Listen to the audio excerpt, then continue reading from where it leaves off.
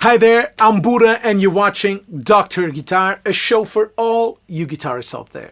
In today's episode, we're talking about one of the biggest kept secrets in guitar recordings.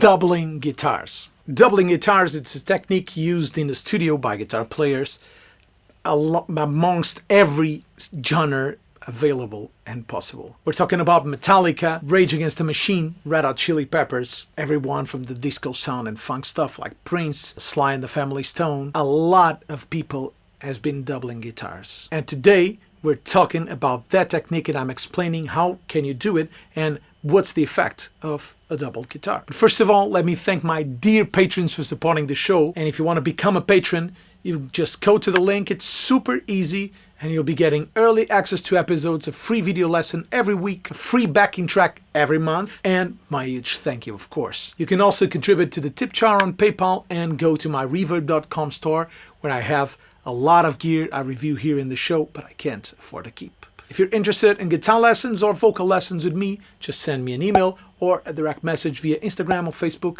and we'll deal with it from there. Let's talk about double guitars.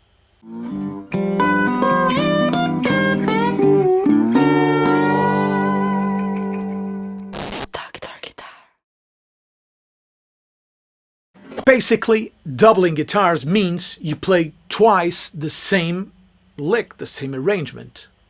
So you record it once and then you go back and record it on top. For that, you need a multi-track option, a multi-track recorder, which nowadays every recorder except your phone is a multi-track recorder. If you have a DAW like Pro Tools, Ableton Live, Logic Pro, Studio One, whatever, Reaper, they all have the ability of creating multiple tracks. So actually, you will be recording on top of your recording.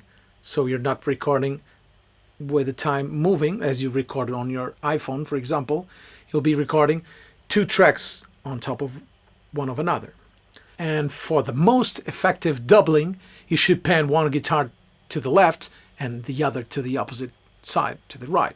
Then you will have a huge wall of sound that is used mainly in heavy genres and metal, thrash metal, whatever.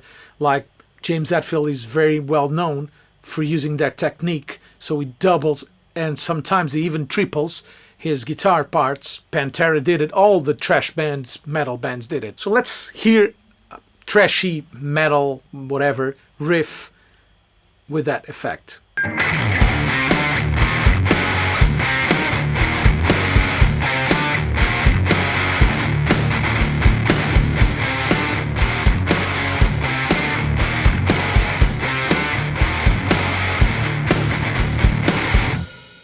So in this case, I recorded the first guitar part, the left guitar part, with a full tone GT500.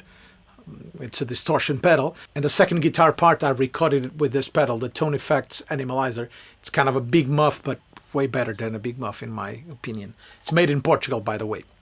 As you can hear, that not only gave me different tonalities, but it also brings the track, it gives it a huge wall of sound. But it's not an exclusive of heavy metal or thrash metal or rock.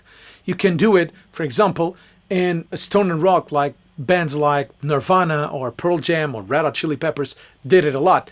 Doubling guitars makes the guitar part sound huge because you're hearing it in different stereo field, but it's never the same performance. So it's not the same thing as making it louder.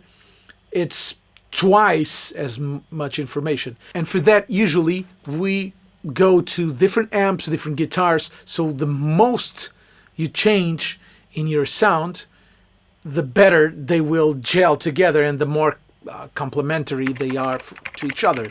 In this case, I'm just using different guitars.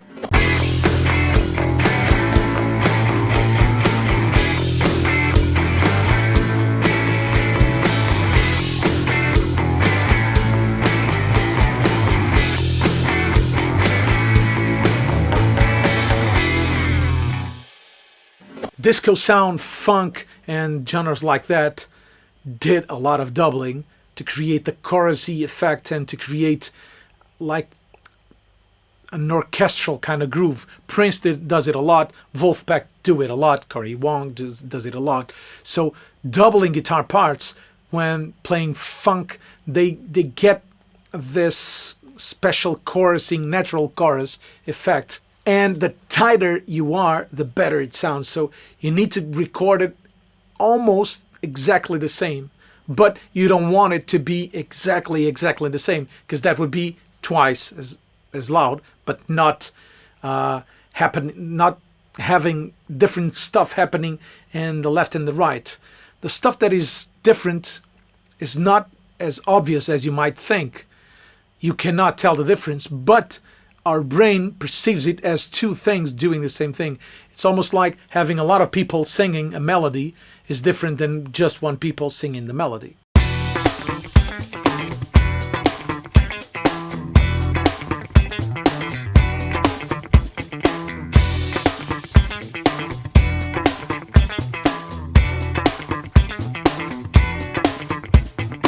Well, that's it. Hope this has been helpful to you. I hope this helped you on your journey of getting better at guitar. Please let me know in the comments if you liked the episode and what is your experience on doubling guitars. If you do it a lot, it can be an artifact, so it's very 90s to me. It sounds very 90s to me. So sometimes I avoid doing that. But when you want weight in a power trio, that's almost inevitable.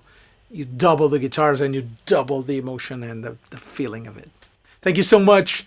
If you want to become a patron and support the show, you can do it. Go to the link and you'll be getting early access to episodes, a free backing track every month, and a free video lesson every week. You can also support us by contributing to the tip jar on PayPal and visiting my reverb.com store, where I have some of the gear I review here in the show, but I can't afford to keep.